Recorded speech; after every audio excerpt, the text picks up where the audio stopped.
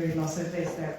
Okay, so thanks very much. So we've had two very different topics there. Anybody else want to come in and swap it up? So we have somebody at the back of the room and take us out next.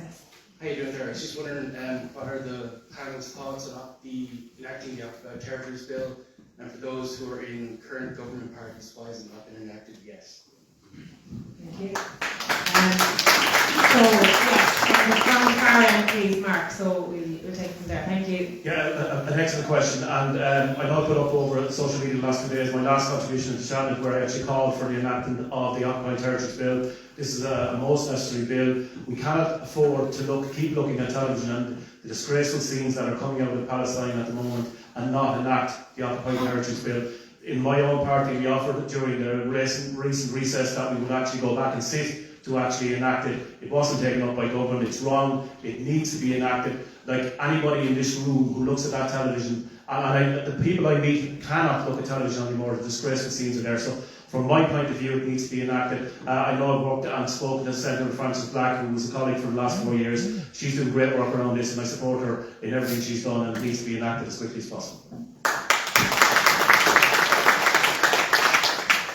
I'm very proud to say my party, Green Party, is going to be signing the Occupied Territories Bill, and they are acting on that, and I just hope every other party comes and aligns with the same thing, and it's progressed as soon as possible. Thank you.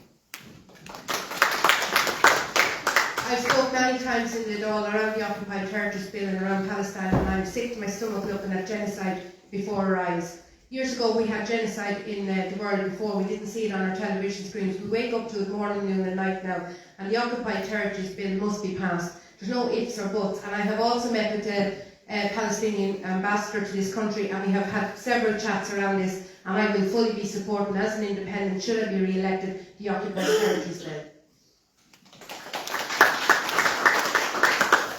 Listen, I think you're going to hear every single party sitting along this table talking about the fact that we need to enact the Occupied Territories Bill. The reality is that it's been sitting there on a thing since 2018, not been enacted. Time after time we've been told that there are issues with it. The Attorney General actually said that not only should we enact it, we needed to enact it. At the end of the day, what we are seeing is a genocide, and when it comes to genocide, if one of the only things that Ireland can do is actually enact sanctions like the Occupied Territories Bill to prevent trading with occupation in illegal territories, it is something we should absolutely be doing, and the Social Democrats are committed to the immediate implementation of the Occupied Territories Bill.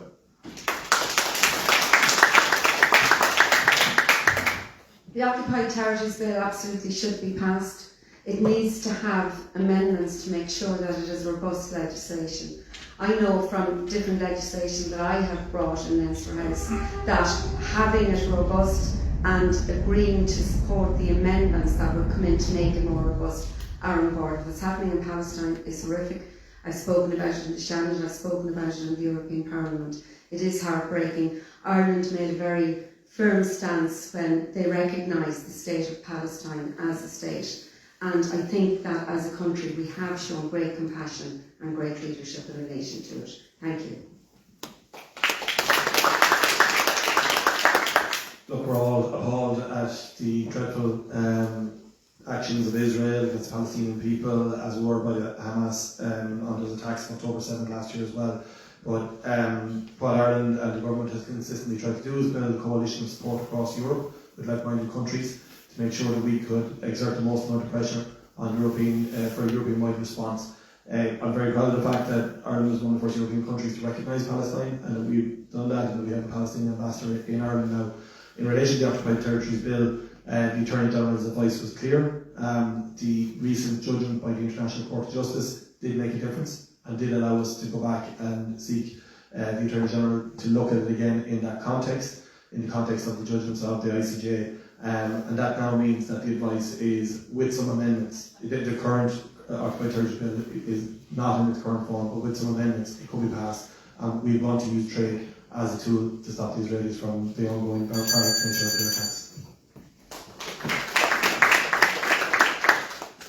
Yeah, so my speech on it's going to be a little bit shorter. I do think it needs to be passed. I think it's high time it is passed. I think they've had enough time to look over it at this stage. It's hanging around a very long time.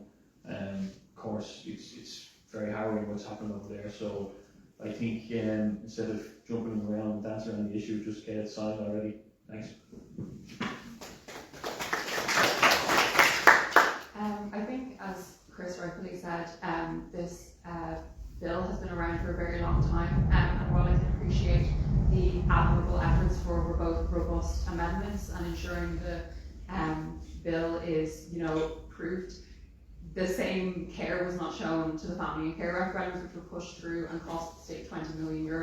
There is a current genocide happening. Every day you see children and families crying about their loved ones dying, and yet there's no real sense of urgency when it comes to passing this bill. We're in full support of passing the Occupied Territories Bill, and I think any comments about the fact that amendments need to be made, as Chris said, this has been on the table since 2018, so thank you very much. Yeah, I've worked all over the Middle East for a number of years, Syria, Israel, Lebanon, and I'm also a member of the Iraq's Foreign Affairs and Defence Committee as well, so we're very much looking forward to receiving this draft bill. We'll obviously forensically scrutinise it, recommend its adoption, and take it from there. Just a bit of good news. It's very rare to get some good news out of the Middle East, but my understanding is in the next 48 hours there's likely to be a ceasefire on Israel's northern border between Hezbollah and Israel, and that's specifically as a result of the quality of the troops that we have here in Newbridge and here in the Carton camp. So President Macron and President Biden apparently are going to confirm a ceasefire deal in the next 48 hours, so stay tuned to the media for any updates. And this is a small glimmer of hope from the Middle East for change. Thank you very much. Thank you. I said actually, Richie, to this man in the front, when we take